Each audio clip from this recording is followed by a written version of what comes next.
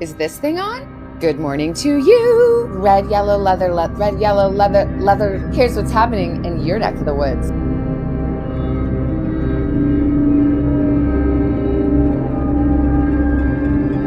The Nancy Guthrie disappearance has completely taken over the internet, but I'm not here to repeat the same search updates they've been looping all day. I'm going to talk about the stuff nobody's touching, because while the entire country was glued to the live crime scene, a pizza delivery guy casually walked up to the house, box in hand, no hesitation, acting like he had no idea whose house it was. There were helicopters overhead, news vans everywhere, police tape up. Then a random pizza guy shows up, and we're supposed to believe it's all random.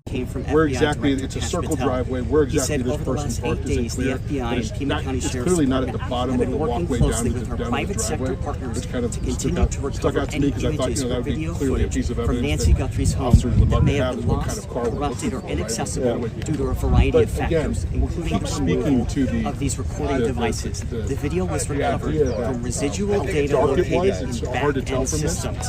Working with our partners as of this morning. Also, according to reports, Savannah Guthrie was in what co-workers described as full panic mode just 11 days before her mother Nancy disappeared. Why? Because while Savannah was on medical leave, the Today Show ratings jumped 12% year over year, pulling 2.86 million viewers and beating Good Morning America. Sources claim she was obsessively refreshing ratings, asking, "Is this a fluke?" Pushing doctors to clear her early, wanting NBC to air footage of her recovering so viewers wouldn't forget her, worried the spike would hurt her leverage before her contract renewal. Keep in mind, she reportedly earns $8 million a year and believed she was the glue holding the show together. A ratings surge without her? Well, that's not comforting. That's threatening.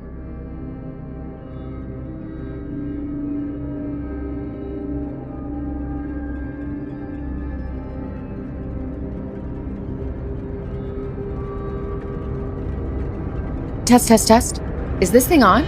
Wait, is this thing on? Good morning to you. Red, yellow, red, yellow, leather. Here's what's happening in your neck of the woods. Baked in a buttery, flaky crust. Red, yellow, leather, dough. A deer, a female deer. Yellow, leather, red. That's not fair. Ray, a drop of golden sun.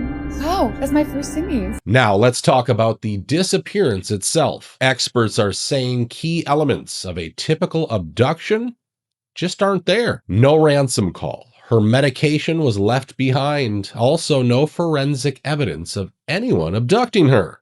I don't think she was kidnapped. We would have heard, listen, there would have been a video, there would have been a photograph, there would have been something, a lock of hair, a drop of blood, something mailed to somebody so they could verify, yes, in fact, these people have my mother. No one's called up and said, hey, where's my money?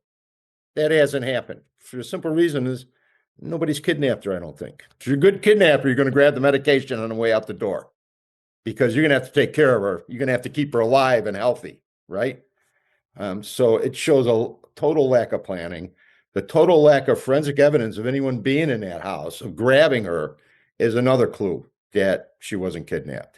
And yes, we've seen the alleged kidnapper footage, but even the FBI is reportedly struggling to explain where it came from. In fact, Dan Bongino had to jump in to basically make sense of it. You don't have privacy anymore. So yesterday I'm sitting in the office and I saw it when you saw. I see the tweet by Director Patel. This is the one I'm talking about here. New images in the search for Nancy Guthrie. If you see some of the images there, you've seen them all over TV.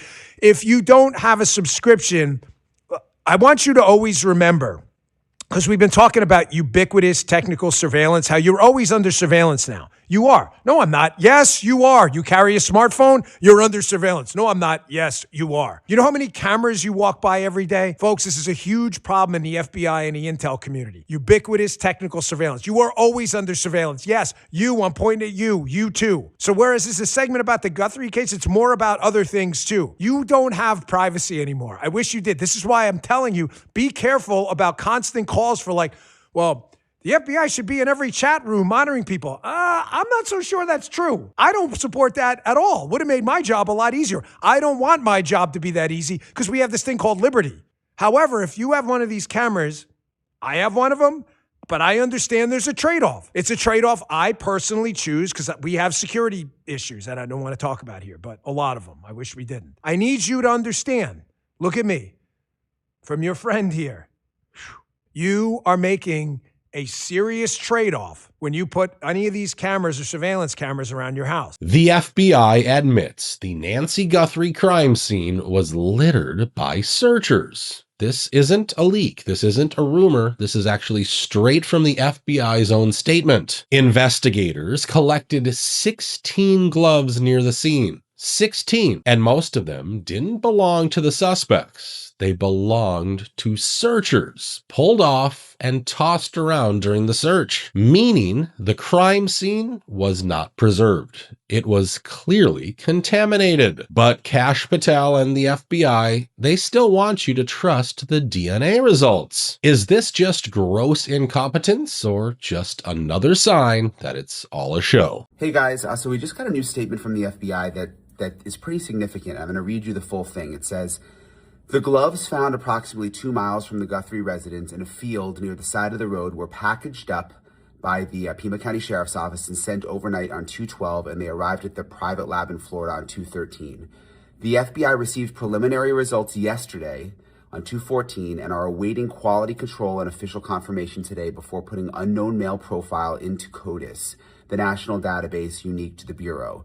This process typically takes 24 hours from when the Bureau receives DNA. Now, this is the important part. Investigators collected approximately 16 gloves in various areas near the house. Most of them were searchers' gloves that they discarded in various areas when they searched the vicinity. The one with the DNA profile recovered is different and appears to match the gloves of the subject in the surveillance video. The FBI will continue to provide assistance on whatever timeline is provided to us. Let me read you that line again.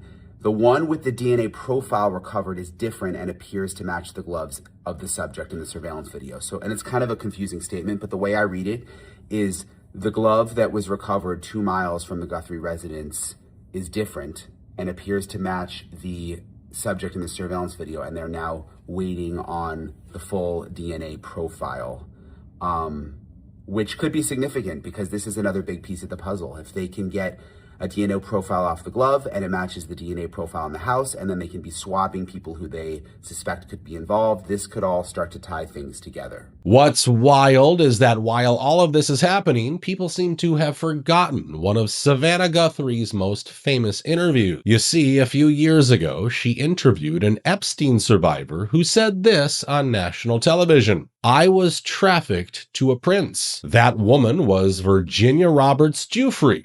The clip aired. The allegation went on record. Then Virginia died and Savannah Guthrie's mother disappeared under unresolved circumstances. I was so young.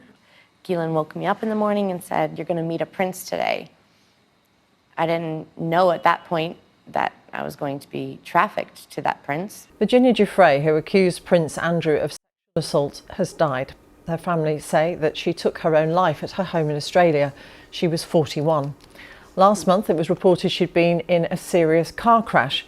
Of course, this interview now looks really weird, especially considering her husband, Michael Feldman, co-founded the Glover Park Group, a consultancy mentioned in the Epstein files for helping the Clintons. Surely just another coincidence. Now, as for Michael, he was spotted arriving at a Florida airport along with his 2 children. Even though Savannah Guthrie wasn't with them, they were surrounded by security personnel.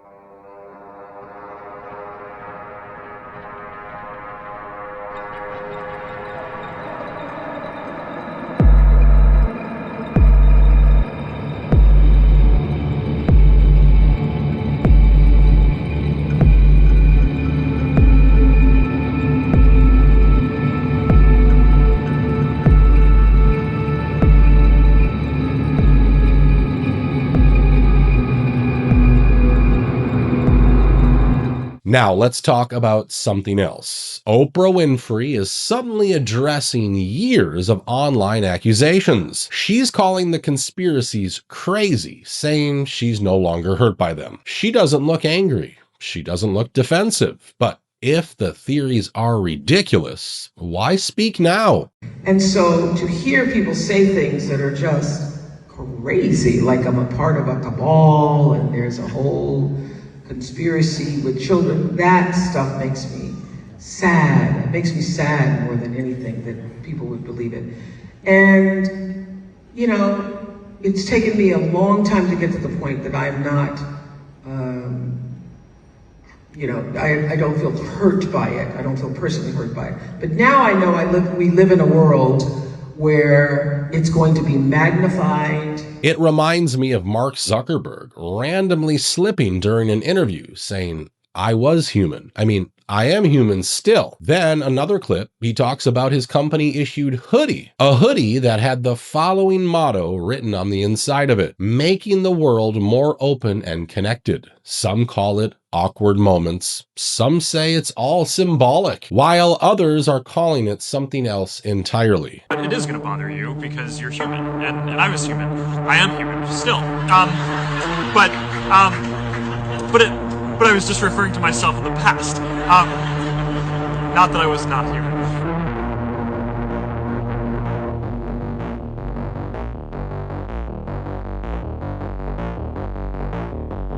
We're not going to yell at No, of course not. That is a warm hoodie. Yeah, no, it's a thick hoodie. It's a company hoodie. We print our mission on the inside. What? Oh my really? God, the inside of the hoodie, everybody. Take a moment. What is it? Making the world more open and connected. Oh my God, it's like a secret vault. Look at that, making the world open and connected, stream graph platform, and this weird symbol in the middle that is probably for the Illuminati. Oh, 2010. No, it's 2010. Okay. Oh no.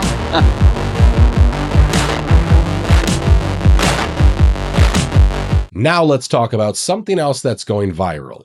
Tipping. A woman in Colorado spots a $2 public improvement fee on her Chick-fil-A receipt. Not tax, not a tip, and without any explanation. Just quietly added to the bottom. No sign at checkout, no notice at the counter. There's no breakdown of what's being improved. Just $2 banking on the fact that most people, well, they won't question it.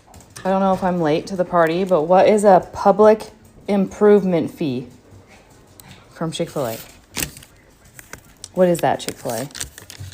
What is a public improvement fee for $2? In another viral video, a woman's bill is $60.50. She selects the 18% tip option. Her bill goes up by $30. That's not 18%, she says. That's 50%. Not a rounding mistake, not tax confusion, just inflated buttons, counting on people to tap fast and trust the screen. Don't just punch in 15 or 18% because my check came out to 60 and they're saying 18% is almost $30 out of 60. That's a 50% tip. So they're trying to trick us. Look, if you hit 20, it makes it 33. 18, 29. That's not right. So it's actually $12. 18, I think 20% is actually $12. Don't get bamboozled. Don't just start clicking stuff. Some restaurants are also reportedly adding non-tipper fees. Not suggested gratuity. No, it's a penalty for not tipping. One customer noticed and deducted that exact amount from the tip section. The restaurant tries to force it. The customer claws it back. But why is there no warning? No explanation? Just quiet charges, hoping that you won't look twice.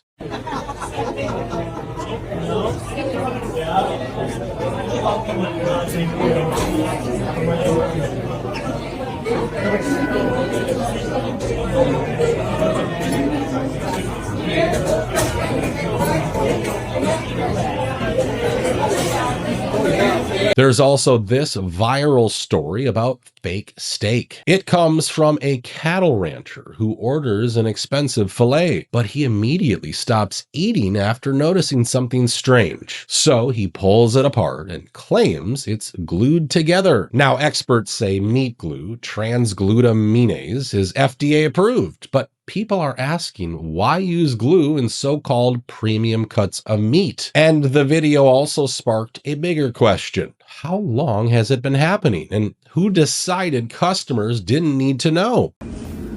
So this is a steak I got at a steakhouse in Weatherford on my way to a cattle sale in Kansas.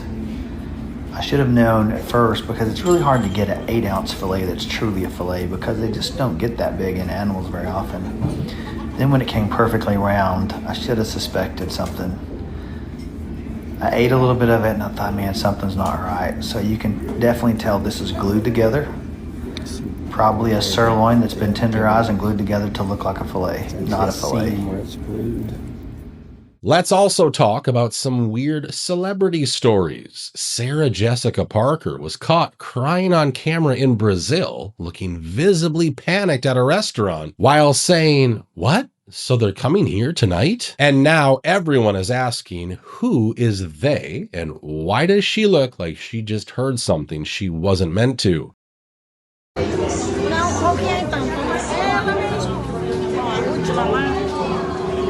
Meanwhile, billionaire Selena Gomez posts a direct-to-camera donation plea backed by her cosmetics empire, backed by major retail partnerships, yet asking regular people to donate at checkout without mentioning what she's contributing herself. I am so excited that Rare Beauty is partnering with Ulta Beauty on their first guest donation partnership with a brand. All of February, anyone can donate in-store at checkout no matter what they're buying. And you will be able to support youth well-being through the Rare Impact Fund and Ulta Beauty Charitable Foundation. This partnership means the most to me, and I can't wait to see the difference we'll all make together. And then there's this story about actor James Van Der Beek. Apparently, he quietly purchased a $4.7 million property before moving his family out of Hollywood, and it all happened just weeks before his death. Now, a GoFundMe is circulating. Details about the ranch are coming out, and people have started asking some uncomfortable questions. What's happened to us, baby? I am wearing gloves. I got a hat with my favorite ranch where I get my food from. Corduroy, I got boots on, and got my neighbor's hauler, and I've just got some cedar and some firewood. What has happened to us? I've been playing with chickens and in the garden. I'm gonna go back to the chickens. Go back to the chickens, babe. Okay. This might be a disaster. Okay. Here for it.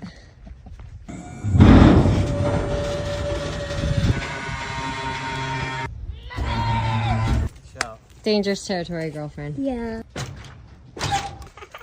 Ready? Yes.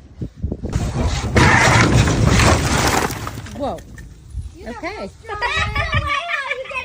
That's not exactly how I planned to do it. It was effective, though. Here's what you plan, and then there's what happens.